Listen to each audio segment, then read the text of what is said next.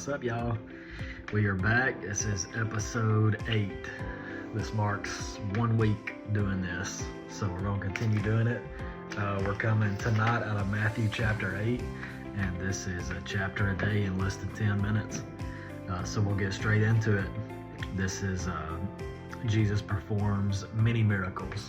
So we've wrapped up the Sermon on the Mount, and chapter 8 verse 1 says, large crowds followed Jesus as he came down the mountainside. Suddenly a man with leprosy approached him and knelt before him. Lord, the man said, if you are willing, you can heal me and make me clean. Jesus reached out and touched him. I am willing, he said, be healed. And instantly the leprosy disappeared. Then Jesus said to him, don't tell anyone about this. Instead, go to the priest and let him examine you. Take along the offerings required in the law of Moses for those who have been healed of leprosy. This will be a public testimony that you have been cleansed. So back in this time, when somebody had leprosy, they was brought in front of the priest, and they was sent out of their city into a community where other people with leprosy lived. It was a highly contagious disease. You could get it by touching. So Jesus wanted this man to go in front of the priest and show that he had been healed, which allows him to go back into his community, back into his home place. So another important point is Jesus touched him knowing that the disease is contagious by touch. It didn't matter. Jesus physically reached out and touched him and said, be healed. So verse 5, when Jesus returned to Capernaum, a Roman officer came and pleaded with him, Lord, my young servant lies in bed, paralyzed and in terrible pain. Jesus said, I will come and heal him. But the officer said, Lord, I am not worthy to have you come into my home. Just say the word from where you are, and my servant will be healed. I know this because I am under the authority of my superior officers, and I have authority over my soldiers. I only need to say go, and they go, or come, and they come. And if I say to my slaves, do this, they do it. When Jesus heard this, he was amazed. Turning to those who were following him, he said, I tell you the truth. I haven't seen faith like this in all of Israel. And I tell you this, that many Gentiles will come from all over the world, from east and west, and sit down with Abraham, Isaac, and Jacob at the feast in the kingdom of heaven. But many Israelites, those for whom the kingdom was prepared, will be thrown into outer darkness, where there will be weeping and gnashing of teeth. Then Jesus said to the Roman officer, go back home, because you believed it has happened. And the young servant was healed that same hour. So this man's faith got somebody else healed. So a lot of times, we pray for other people. We really need to have faith when we pray for other people, because sometimes it could be your faith that might be the determinant factor on if that person gets healed. So I know it's easy. A lot of times we say, yeah, we'll pray for you. We'll pray for this. We'll pray for that. But do we really have faith when we pray it? This right here is a prime example of somebody else's faith causing a miracle. Verse 14, when Jesus arrived at Peter's house, Peter's mother-in-law was sick in bed with a high fever. But when Jesus touched her hand, the fever left her. Then she got up and prepared a meal for him. That evening, many demon-possessed people were brought to Jesus. He cast out the evil spirits with a simple command, and he healed all the sick. This fulfilled the word of the Lord through the prophet Isaiah, who said, he took our sickness and removed our diseases. So right here, just within a couple of verses, Jesus performs a couple different miracles. He heals Peter's mother-in-law that was laying in bed sick with a fever. Jesus just touched her and she was healed. Then she got up and made him something to eat. Verse 18, when Jesus saw the crowd around him, he instructed his disciples to cross to the other side of the lake. Then one of the teachers of religious law said to him, Teacher, I will follow you wherever you go. But Jesus replied, foxes have dens to live in, and birds have nests, but the Son of Man has no place even to lay his head. Another of his disciples said, Lord, first let me return home and bury my father. But Jesus told him, follow me now. Let the spiritually dead bury their own dead. So right here, Jesus is just talking about the cost of following him.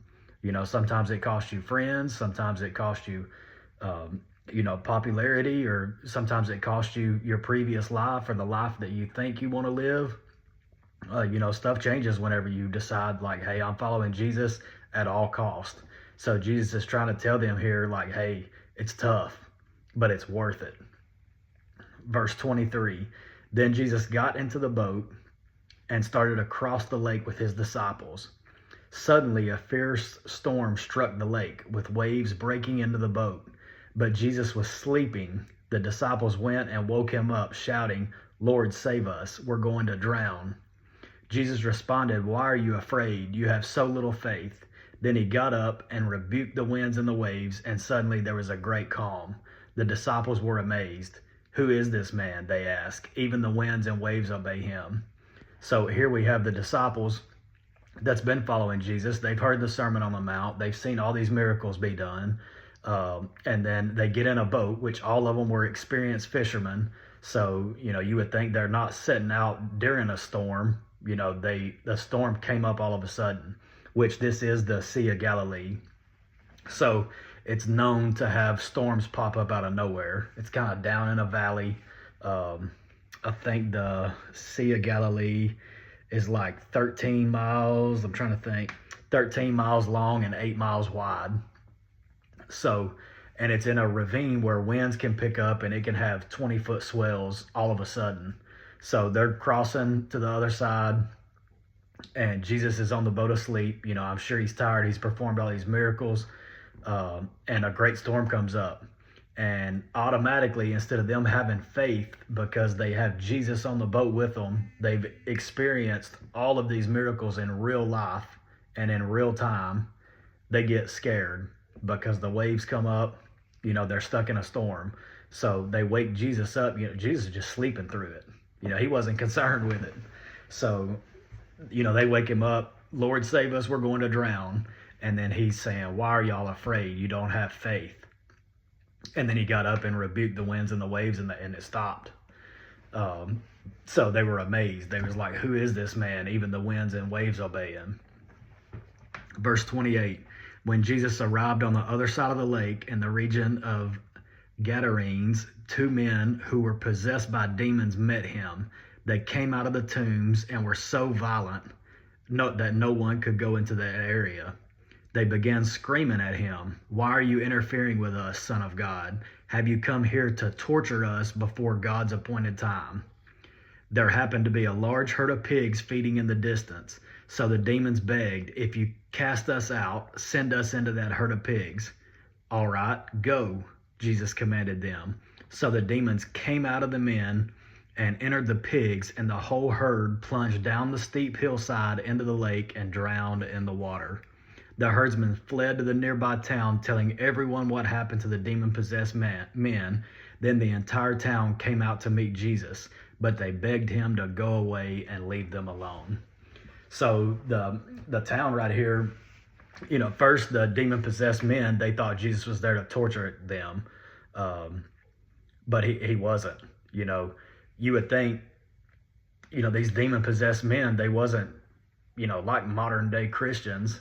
We're so fast to turn away from people that might have problems in their life and that may seem demon-possessed in all reality, and, just think, oh, they're not worth our time. Nobody will ever change them, or, I've tried before and they won't have, they're a lost cause. But Jesus right here, even though these men were possessed with demons, he still stopped and took the time to cast demons out of them into the herd of pigs. And then where it says the entire town came out to meet Jesus, but they begged him to go away and leave them alone. So right here, they was more concerned that they just lost a herd of pigs than they were about, these demon-possessed men getting delivered. So that's why I believe right there that they begged Jesus to go away, because they just lost a herd of pigs. So they still hadn't, committed to the gospel. But that pretty much wraps up Matthew chapter 8. A few different stories in there that we've all heard. So we'll pick it back up tomorrow. Thanks.